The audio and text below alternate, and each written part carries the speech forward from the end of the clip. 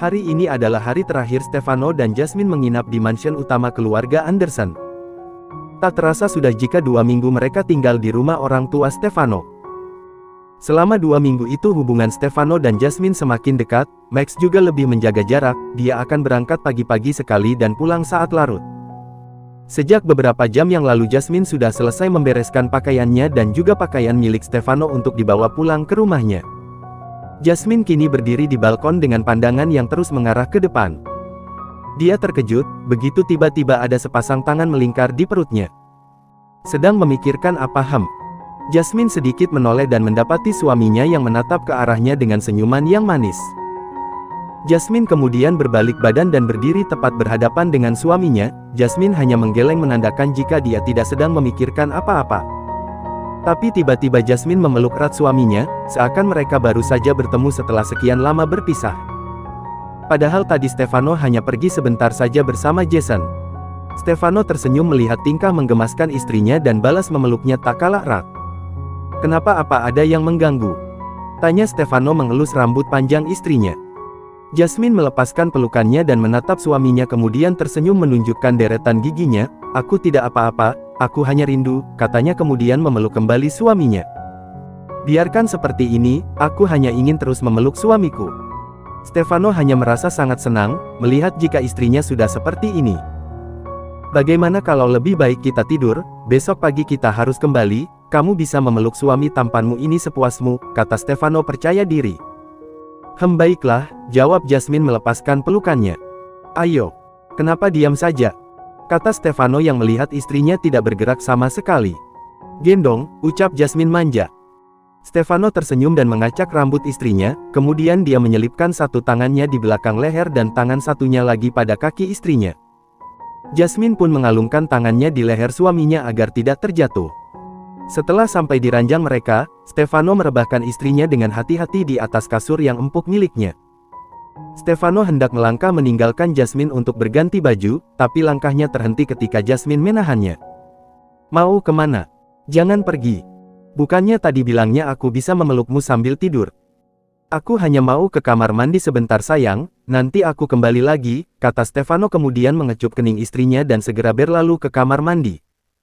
Jasmine menatap punggung suaminya yang menghilang begitu pintu kamar mandi itu tertutup. "Kenapa kamu lebih memilihnya? Bukankah sedari awal kamu terlihat tidak suka? Apa dia bisa membuatmu bahagia?" Kata-kata Max kembali teringat di otaknya. Jasmine memejamkan matanya rapat-rapat. Tiba-tiba ada pergerakan di atas ranjangnya membuat Jasmine kembali membuka matanya. Yang dia lihat pertama adalah senyum manis suaminya. Jasmine membawa tangannya untuk menyusuri wajah suaminya, dan Stefano hanya diam saja membiarkan sang istri menyentuh lembut wajahnya. Sentuhan tangan istrinya begitu membuat Stefano terbuai. "Apa sudah puas menyentuh wajah tampan suamimu ini?"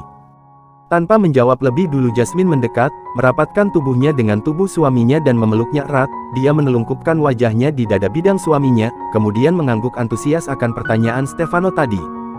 "Tidurlah," kata Stefano tersenyum dan membalas pelukannya. Maxime terlihat merenung di dalam kamarnya, dia teringat percakapannya dengan Jasmine tadi sore. Sepulang Maxime bekerja, Maxime melihat Jasmine sedang duduk sendiri di bangku panjang di taman yang dirawat maminya. Dia berjalan mendekat dan menghampiri Jasmine, kemudian duduk di sampingnya, membuat Jasmine kaget dan spontan menoleh ke arahnya. Begitu melihat ternyata orang itu adalah Max, Jasmine lalu menatap kembali ke depan. "Kenapa melamun di sini?" tanya Max kemudian sambil menatap Jasmine. "Aku hanya menikmati pemandangan ini," jawab Jasmine dengan pandangan masih ke arah bunga-bunga indah yang tumbuh di taman itu. "Bolehkah aku bertanya?" kata Max masih dengan pandangan yang sama. Tanyakan saja apa yang ingin kau tanyakan, sebisa mungkin aku akan menjawabnya dengan jujur," ucap Jasmine menoleh dan menatap adik iparnya. "Kenapa kamu lebih memilihnya?" tanya Max.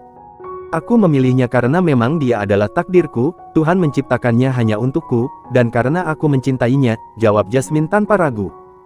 "Bukankah sedari awal kamu terlihat tidak suka? Bukankah rasa suka datang karena terbiasa, apalagi kita sering bersama? Rasa suka itu bisa muncul tak lama setelah kita mengenalnya, apalagi jika kita sudah nyaman berada di dekatnya. Bahkan yang awalnya hanya sekedar suka, tak lama rasa suka itu bisa berubah jadi rasa cinta. Apa dia bisa membuat bahagia? Kenapa kau tanyakan itu? Bukankah kau sudah melihatnya? Jika aku bersamanya senyuman selalu terukir di wajahku, itu berarti menandakan jika aku bahagia. Tidak, senyuman yang terukir di wajahmu tidak bisa langsung dikatakan bahwa itu tanda bahagia. Bisa saja senyuman itu terukir untuk menandakan bahwa kamu baik-baik saja, yang artinya kamu bisa saja berpura-pura. Jasmine tersenyum kemudian menatap Max. Aku bahagia bersamanya, dia alasan kenapa aku masih tetap bertahan di sampingnya.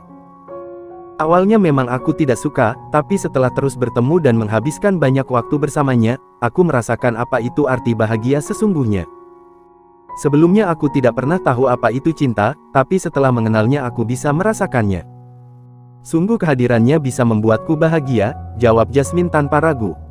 Bagaimana jika pada akhirnya dia menyakitimu? Apa kamu akan membencinya dan berpaling darinya? Entahlah, aku belum pernah merasakannya, tapi bukankah rasa cinta biasanya didampingi dengan rasa sakit? Dan dari rasa sakit itu kita bisa belajar untuk memahami apa itu cinta yang sebenarnya. Memang bisakah aku membencinya? Jika kita sudah mencintainya, seringkali kita mengabaikan rasa sakit yang kita rasakan walau sebanyak apapun dia memberikan luka. Dan rasa cinta itu pula yang membuat kita tidak bisa membencinya walaupun dia banyak menyakiti kita. Itu kenapa banyak orang yang bilang jika kita sudah jatuh cinta pada seseorang kita bisa saja menjadi budak cinta, ucap Jasmine sambil menghela nafas dan menggenggam tangan Max. Aku sudah mendengarnya tentang perasaan Kak Max kepadaku, bisakah kakak belajar menghapuskan rasa cinta kakak itu? Kakak coba lupakanlah perasaan kakak, tidak bukan coba tapi memang harus. Carilah kebahagiaan Kak Max sendiri. Terkadang lebih baik kita dicintai daripada mencintai, karena mencintai perlu banyak usaha untuk berjuang, harus banyak berkorban dan melewati rasa sakit yang lebih.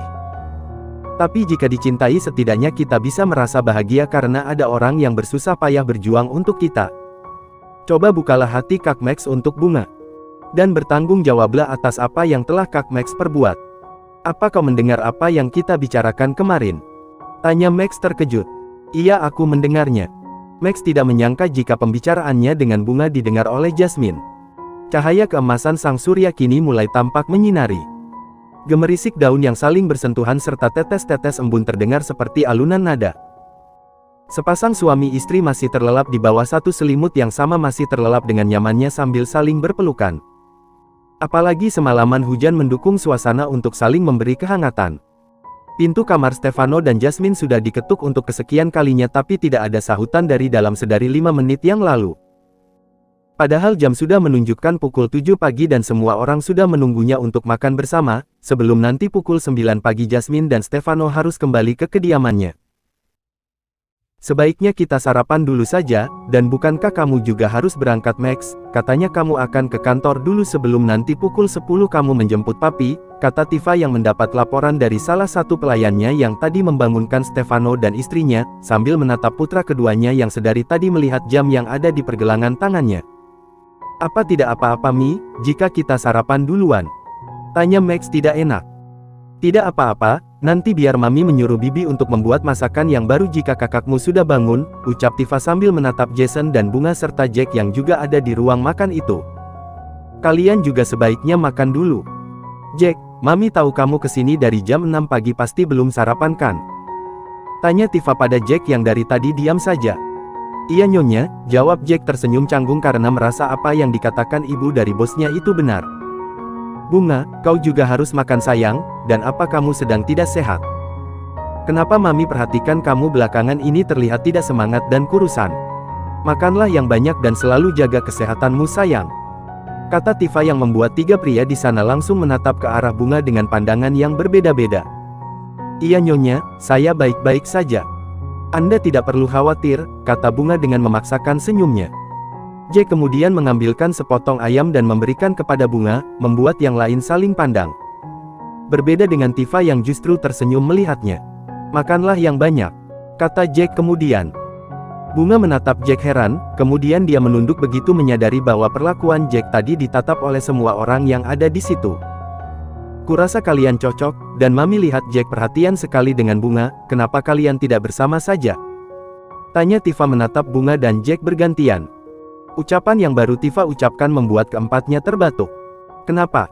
Apa kalian tidak apa-apa? Panik Tifa memberikan minum pada bunga yang tepat ada di sampingnya. "Terima kasih Nyonya," ucap bunga setelah meminum minumannya. "Tidak bisakah kalian semua memanggil Mami saja? Mami anggap kalian seperti anak Mami sendiri, tapi kalian masih saja memanggil Nyonya. Kalian hanya bekerja pada anak Mami bukan pada Mami, jadi jangan lagi panggil Nyonya, apakah bisa?" kata Tifa. "Ayo cepat panggil Mami," perintah Tifa pada ketiganya. "Iya Mi," ucap mereka bersamaan masih sedikit canggung karena memanggil ibu dari bosnya dengan sebutan Mami. Berbeda dengan Tifa yang tersenyum senang. Kemudian mereka pun melanjutkan kembali makanannya dengan tenang. Dan tanpa mereka sadari, Jason menatap Max yang sekali-kali menatap Jack yang selalu memberi perhatian pada bunga. Jasmine tersenyum begitu bangun mendapati wajah tampan suaminya yang sedang menatapnya. Dan tiba-tiba, Stefano mengecup bibir istrinya. "Morning kiss," ucapnya kemudian dan akan beranjak. "Mau kemana?" tanya Jasmine yang merasakan pelukan suaminya terlepas dan hendak turun dari ranjang. "Mau mandi, apa kamu mau ikut?" tanyanya menggoda Jasmine dengan mengedipkan sebelah matanya.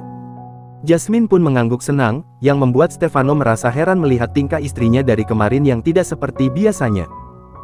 Liora terlihat sedang menaik turunkan tulisan yang ada di ponselnya. Dia terlihat serius membaca apa yang tertulis di situ. Jika di situ tertulis Stefano Anderson anak pertama dari William Anderson menikahi calon istri adiknya sendiri yaitu Maxime Anderson. Dan gosip itu sangat populer sebulan yang lalu.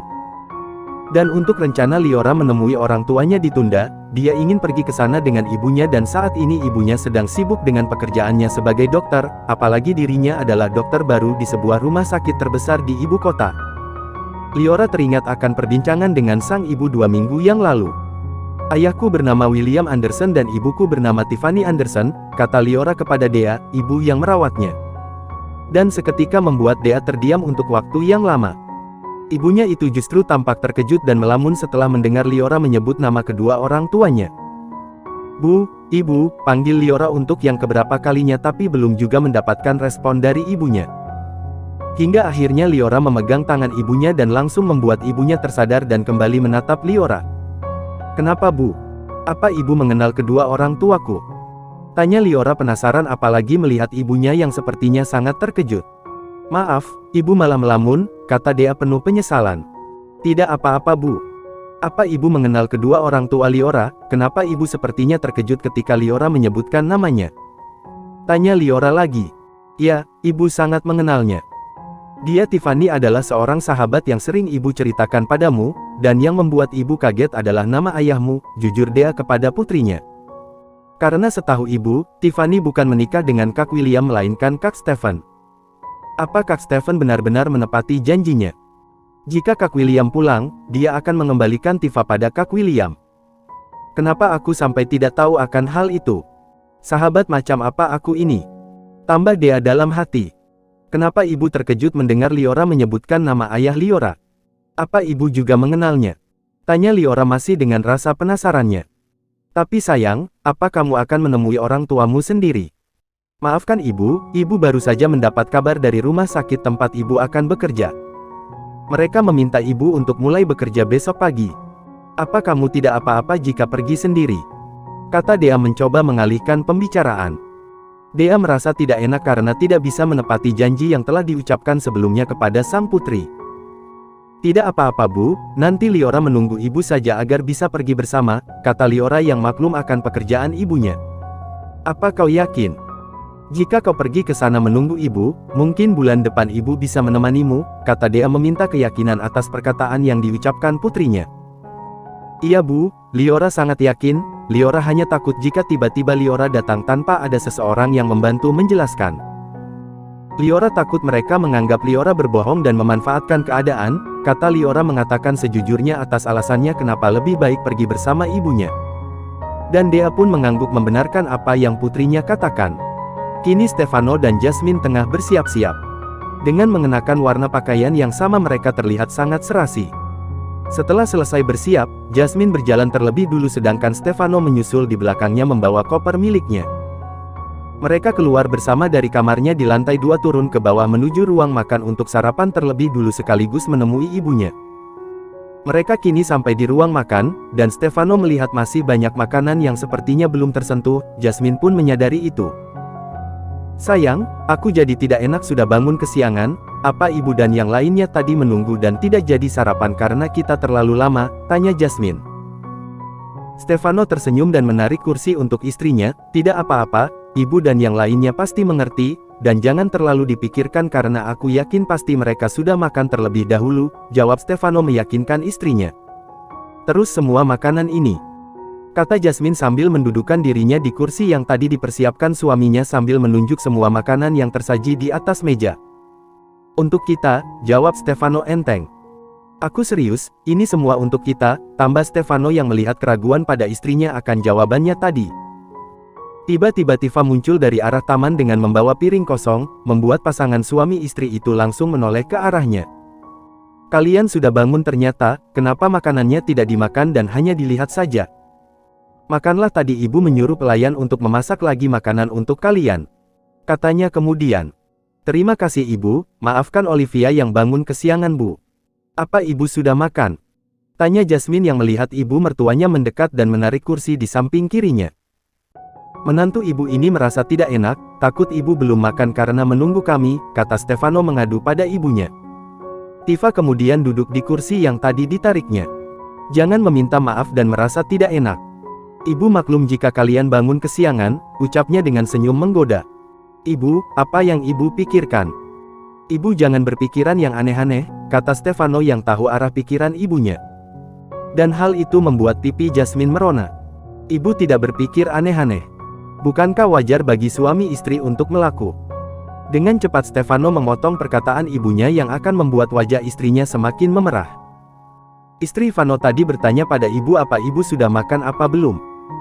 Kenapa ibu tidak menjawabnya? Tanya Stefano mengalihkan pembicaraan. Tifa yang tahu jika anaknya sengaja mengalihkan pembicaraan tidak lagi meneruskan perkataannya dan hanya tersenyum. Kalian makan saja ibu dan yang lain sudah makan 1 jam yang lalu, katanya kemudian bangkit dari duduknya dan hendak berlalu meninggalkan anak dan menantunya itu. Ibu ke kamar dulu ya, kalian nikmati saja makanannya, pamit Tifa kemudian sembari mengusap puncak kepala Jasmine. Stefano dan Jasmine pun hanya mengangguk mengiyakan. Sekarang kamu makanlah. Benarkan apa yang tadi aku katakan kalau ibu dan yang lainnya pasti sudah makan, kata Stefano sambil mengambilkan makanan untuk istrinya. Jasmine hanya tersenyum, dan memakan dengan lahap makanan yang diambilkan suaminya. Apalagi sekarang sudah menunjukkan hampir pukul 9 pagi. Dan rencananya habis sarapan mereka akan langsung pulang, sebelum papinya sampai di rumah. Kemana Jason? Kenapa aku tidak melihatnya? Tanya Jasmine. Wajah Stefano berubah menjadi datar mendengar apa yang diucapkan istrinya. Sayang, apa kamu tidak mendengar? Aku sedang berbicara denganmu, kenapa tidak menjawabnya? Tanya Jasmine kesal karena diabaikan oleh suaminya. Tidak tahu, jawab singkat Stefano. Kenapa kamu tidak mencarinya? Atau kalau tidak kamu bisa menelponnya? Bukannya jika di sini bisa menggunakan ponsel? Atau jangan-jangan kamu tidak punya ponsel, kembali Jasmine berucap. Stefano pun lalu menghentikan makannya, meletakkan sendok dan garpunya ke atas piring yang isinya hanya berkurang sedikit, rasanya dia sudah kehilangan nafsu makannya.